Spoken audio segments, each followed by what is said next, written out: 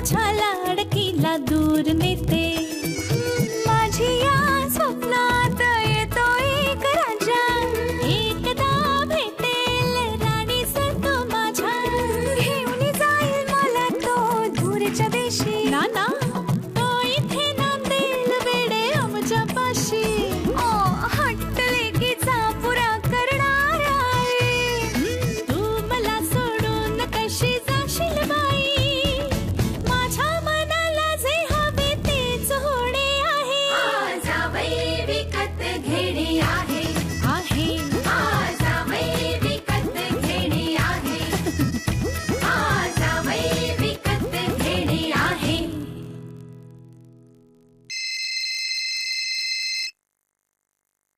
प्रांजलचा phone.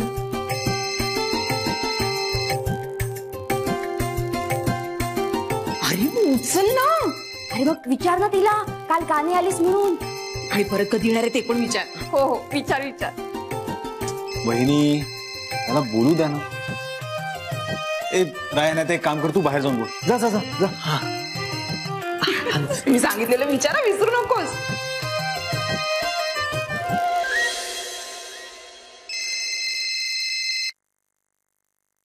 Hello.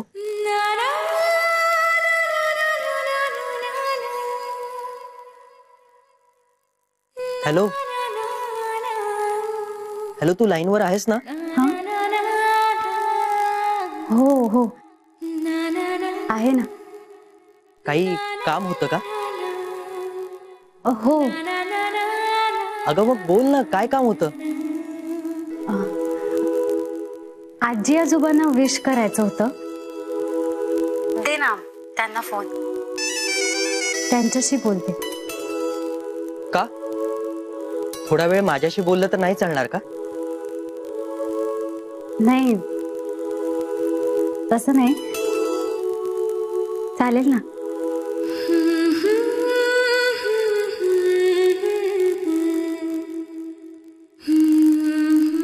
बोल ना. आधी तू फोन केलायस ना, मग तू बोल. बर. कसा आहेस? ठीक आहे. आणि फंक्शन कसं झालं? मस्त झालं. पण तू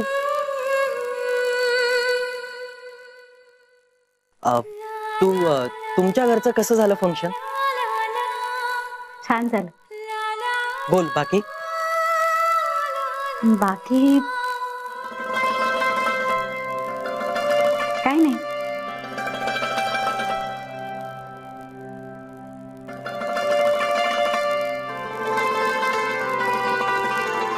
देतोस का आजी आजोबांना फोन? देतो. नाहीतर तू एक काम कर ना, तू घरी येऊन त्यांना विश कर ना, म्हणजे सगळ्यांनाच बरं वाटेल. नाही राया, आता ते शक्य नाही. का? कारण मम्मानी मला तुमच्या घरी जायला कायमची बंदी केली. काय? पण असं एकदम काय झालं? तुझ्या मम्मानी आमच्या घरी यायची बंदी का केली तुला? काय झालं सांग ना. हो ऍक्च्युली मागच्या वेळी मी तुमच्याकडे आले होते ना, तेव्हा मी मम्माला मैत्रिणीकडे जाते असं सांगून आले होते. अगं पण तू खोटं का बोललीस? खोटं का बोललीस म्हणजे? असं सांगितलं नसतं तर तिने मला तुमच्याकडे सोडलंच नसतं. का? तुझ्या मम्माला असं वाटतं का की आमच्या घरच्यांनी तुला खाल्लं असतं? नाही रे, तसं नाही. तिला ऍक्च्युली खोटं बोलणारी माणसं नाही आवडत. आम्ही कधी खोटं बोललो? अरे कोणीतरी तिला फोन करून सांगितलं की मी तिथे आले, आणि त्यांनीच तिला हे पण सांगितलं की आजींनी आजारी पडण्याचं नाटक केलं मी तिकडे येण्याकरता, आणि त्यासाठी सगळ्यांनी आजींची साथ दिली आणि माझ्याशी खोटं बोलली. अगं पण तुझ्या मम्माला फोन करून कोणी सांगितलं असेल? ते मला नाही माहिती, पण तुमच्याच घरातल्यांपैकी कोणीतरी सांगितलं असेल ना. कारण आजीचं आजारी पडणं हे तुमच्याच घरातल्यांना माहिती आहे ना. सॉरी, ते आजीचा आजारपण म्हणजे मी त्यांना भेटायला यावं म्हणून ना. फक्त तिलाच नाही, मला तुला भेटता यावं ना म्हणून होतं ते. हवं तर मी तिच्या वतीने माफी मागतो. सॉरी. अरे तू कशाला सॉरी म्हणतोयस? त्यांनी असं केलं कारण मी तुमच्या घरी यावं म्हणूनच ना. पण आता काय, का? मी कधीच परत तुमच्या घरी येऊ शकणार नाही. अगं असं नको करूस ग, एकदा तरी घरी येऊन जा. मला तुझ्याशी महत्वाचं बोलायचंय. काय? ते मी तुला म्हणजे मला ना तुझ्याशी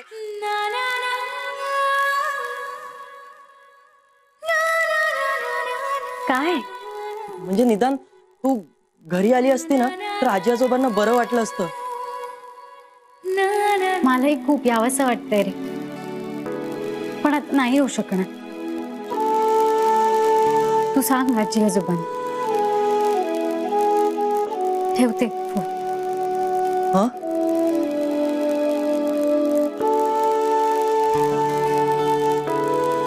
ठेवते म्हटलं फोन. घरी यायला बंदी आहे, फोन करायला नाही ना. अधूनमधून फोन करत जा. हो.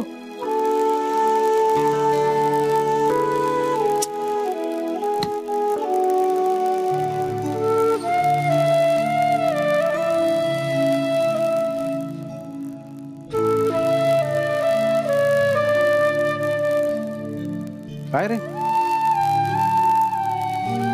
काय झालं?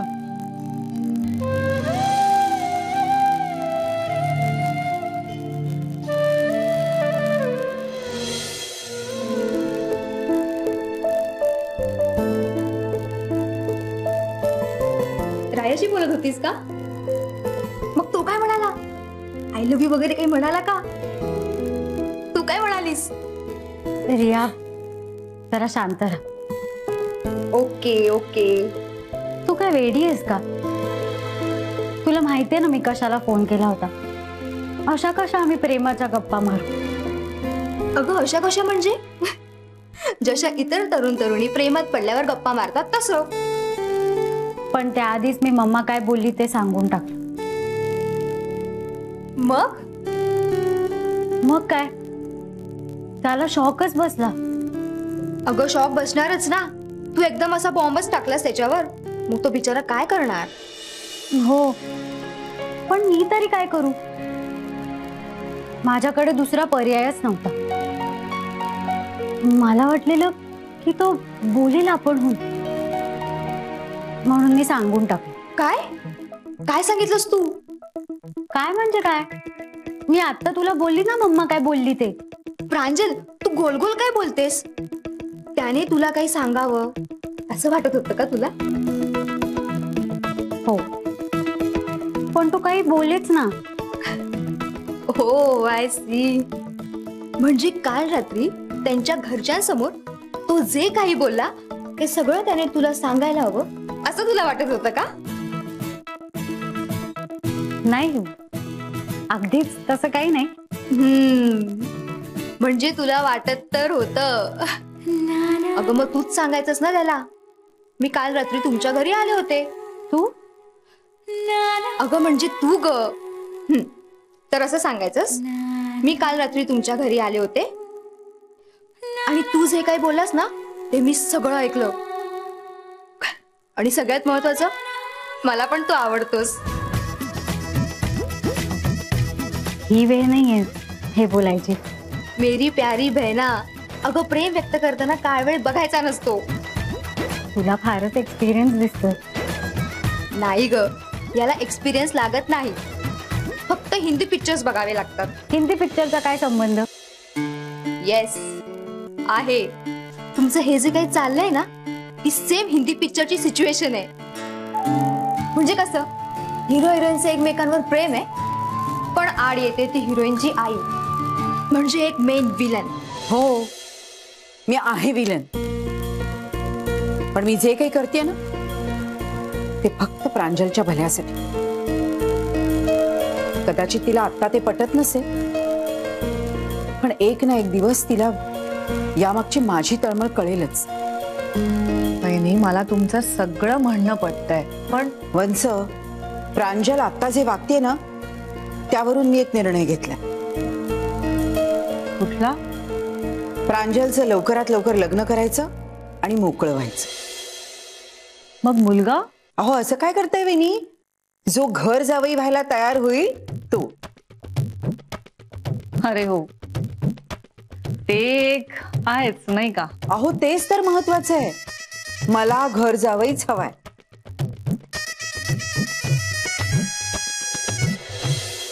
या सगळ्या मागे माझा चांगला हेतू असणार याचा कोणी विचारच करत नाहीये. बहिणी, नाही, आज तुम्ही मला सांगूनच टाका, नक्की काय हेतू आहे तुमचा या मागे? सांगते. एक म्हणजे माझी प्रांजल सतत इथे माझ्या डोळ्यासमोर राहणार. तिचा संसार माझ्या डोळ्यासमोर उभा राहणार. तिला काय हवं काय नको हे सगळं स्वतः मी बघणार. बहिणी, हे सगळं तुम्हाला ती दुसऱ्याच्या घरी गेल्यानंतर सुद्धा करायला मिळणार आहे. नाही, तिच्या सासरचे लोक काही तुम्हाला आमच्या घरी यायचं नाही असं थोडंच म्हणणार आहेत. पण का जायचं तिने दुसऱ्याच्या घरी? वत्स, अहो, एवढा मोठा आलिशान बंगला आहे, नोकर चाकर आहे, हे सगळं सोडून तिने का जायचं? तिकडे गेली तर तिला त्यांच्या चालीरीतीनुसार वागावं लागणार आणि त्या सगळ्याच तिला नवीन असणार. हो मग? अहो, मग काय? ती अशी तिकडे गेली तर तिला सगळ्या अनोळखी लोकांमध्ये राहावं लागणार. त्या लोकांचे स्वभाव, त्यांच्या आवडीनिवडी, त्याच्याबरोबर आयुष्यभर ऍडजस्ट करत राहावं लागणार. आणि हे सगळं किती अवघड असतं ना. बहिणी, हो, या जगावेगळं असं काय आहे? आपली संस्कृतीच आहे ती. नाही, मला सांगा, तुम्ही आणि मी हेच केलं ना, आणि जगातल्या 99% लग्न झालेल्या बायका हेच करतायत. माझी मुलगी उरलेल्या 1% असणार, आणि ते मी ठरवलं. बहिणी, तुम्हाला बोलण्यात कोण हरवणार? तुम्हा सगळ्यांना ना माझं बोलणं दिसतं, पण त्यामागे एका आईची प्रामाणिक भावना आहे, ती नाही दिसत. पंस, प्रियाच्या वेळी मी अशी स्वप्न बघितली होती.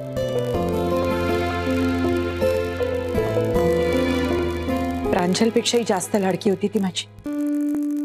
लहानपणी तर मम्मा मम्मा म्हणत माझ्या मागे पुढे फिरत असायची, दिवसभर 24 तास. पण जसशी मोठी होत गेली ना तशी कोण जाणे, पण ती दुरावतच गेली. नंतर तर हळूहळू खोटं बोलायला लागली होती माझ्याशी. मला एकदा दोनदा संशयही आला होता. मी तसं विचारलंय तिला, पण नाही, नंतर तर काय, माझा संशय खरा ठरला.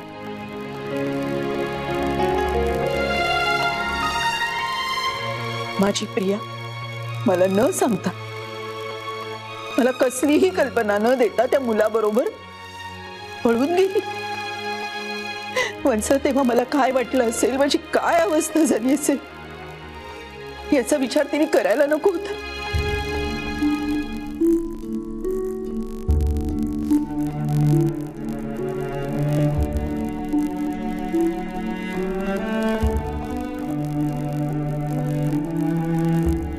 हो, करायला हवा होता, खरं करायलाच हवा होता. म्हणूनच मी आता ठरवलं,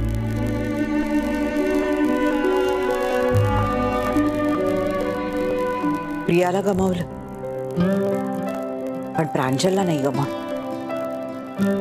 प्रांजल माझ्या नजरेसमोरच राहायला हवी. तुम्हा सगळ्यांना माझे विचार पटो किंवा ना पटो, माझा निर्णय पक्का. बहिणी, आपण बघू काय करायचं ते. तुम्ही नका त्रास करून घेऊ.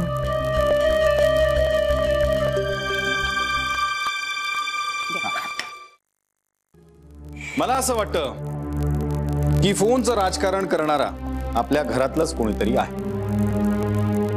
काय म्हणायचंय तुला? मला जे काय म्हणायचंय त्यावर बरोबर तू एकटाच कसा काय बोललास रे? मी कसं काय बोललो म्हणजे काय? तू काही ठरवशील आणि आम्हाला विचारणार पण नाहीस. राजकारणी माणसाला कशाला विचारायचं? भाऊजी, काय बोलताय तुम्ही? अगदी बरोबर बोलतोय बहिणी. कारण जसं भूल दिल्याशिवाय ऑपरेशन करता येत नाही ना, तसं भूल थापा मारल्याशिवाय राजकारण करता येत नाही. काय काय काय काय केलंय काय मी? तू काहीच केलं नाहीस. मग आपल्या घरातली अगदी आतली बातमी बाहेर कशी काय गेली? अरे कसली आतली बातमी? काय वेड्यासारखं बोलतोय ना. मी वेडा काय? ठीक आहे, मग राया, मला असं वाटतं की प्रांजलच खोटं बोलते. नाही काका, प्रांजल खोटं बोलणार नाही. काय चाललंय काय तुमचं? तुम्ही माझ्याकडे बघून काय बोलताय सगळं? ठीक आहे, जरा स्पष्टपणेच बोलतो. प्रांजलचं असं म्हणणं आहे की कोणीतरी आपल्या घरातून फोन करून तिच्या मामाला सगळं सांगितलं. तूच केलं असेल ब्रह्मचार्या. पुतण्याचं लग्न जमतंय ना, बघवत नाही तुला. अरे तुला बघवत नाहीये म्हणून तुझ्यावर आरोप करतो मी दादा. जर मी काही केलेलंच नाहीये तर मग माझ्यावर आरोप करून उपयोग काय? तू काहीच केलं नाहीयेस.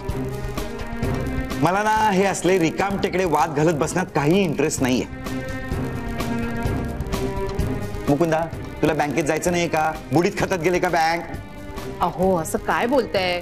वास्तू तथास्तू म्हणते ना. चल चल चल, मला घाई आहे. आज नेमकी कशी घाई आहे रे तुला ऑफिसला जायची? तुला काय करायचंय आहे? नाही, मला वाटलं काही गोष्टी तुझ्यावर उलटतील म्हणून भीती वाटते की काय तुला? मला कशाला भीती वाटेल? बरं नाही, त्याला डर कशाला? म्हणजे दादा, तू खरंच प्रांजलच्या मामाला फोन नाही केलास? अरे मी कसा करीन फोन? माझ्याकडे नंबर तरी आहे का त्यांचा?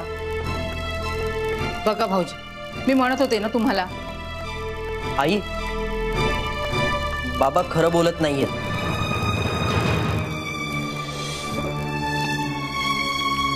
छान, बापालाच खोटत पड आता. आई, प्रांजलनेच मला सांगितलं की बाबांनी तिच्याकडे तिच्या आईचा नंबर मागितला म्हणून. हो, काय म्हणतोय हा? हे खरंय? काय खरं आहे कालिंदी? काल ती मुलगी नाही भेटली तुम्हाला, आज लगेच तिचं वाक्य ब्रह्मवाक्य झालं का तुमच्यासाठी? तुम्ही आता नका रागवू. म्हणजे तुम्ही नाही ना केलात फोन. यावेळेस तो फोन करणारा सुटलाय, पण जर पुढच्या वेळेस त्यांनी असं काही केलं तर त्याला खूपच महागात पडेल.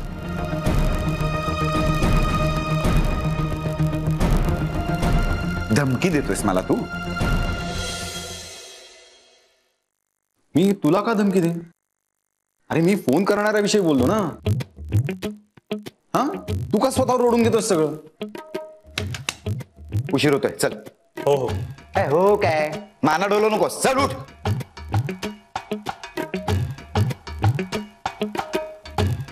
वहिनी, मी स्टॅम्प पेपरवर लिहून देतो, दादानीच तो. भाऊजी, ते म्हणालेत ना त्यांनी नाही केला फोन म्हणजे नाही केला. अहो पण आता बस झाला विषय.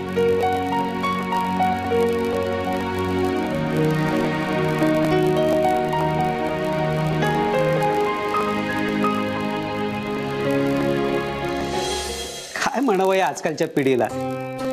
नेमकं काय लिहायचं ना हेच यांना कळत नाहीये. अरे आपले विचार तरी आत्मविश्वासाने मांडा. पप्पा बोलवलंय?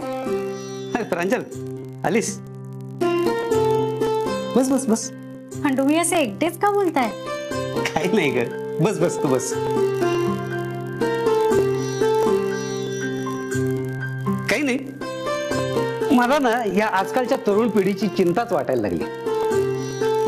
या इंटरनेटच्या जगामध्ये सगळेच जण गुगलच्या मागे लागले. स्वतःचे विचार हे अनुभवातनं मांडायचे का आत्मनिर्भरतेने, यात त्यांची सॉलिड गोची झाली. आता मला सांग, मी जर तुला असं विचारलं की रायाबद्दल तुझं काय मत आहे, तर तू मला कॉन्फिडेंटली सांगशील?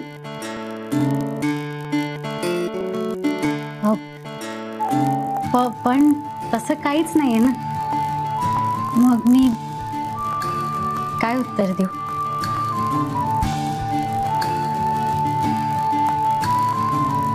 हा, म्हणजे तुला पण राया आवडत नाही.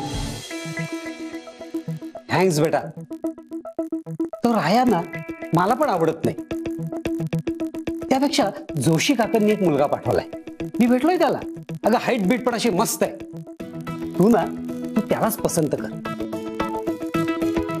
पप्पा, आयुष्यात शरीराची उंचीच महत्वाची आहे का? हा, आता बघायला गेलं तर आहे आणि बोलायला गेलं तर नाही. पण मी बघण्यापेक्षा बोलण्याला जास्त महत्व देते, म्हणजे स्वभावाला. हे बघ, रायाची उंची आणि स्वभाव मला तर दोन्ही आवडलेला नाहीये. तुला आवडलाय का? म्हणजे काय?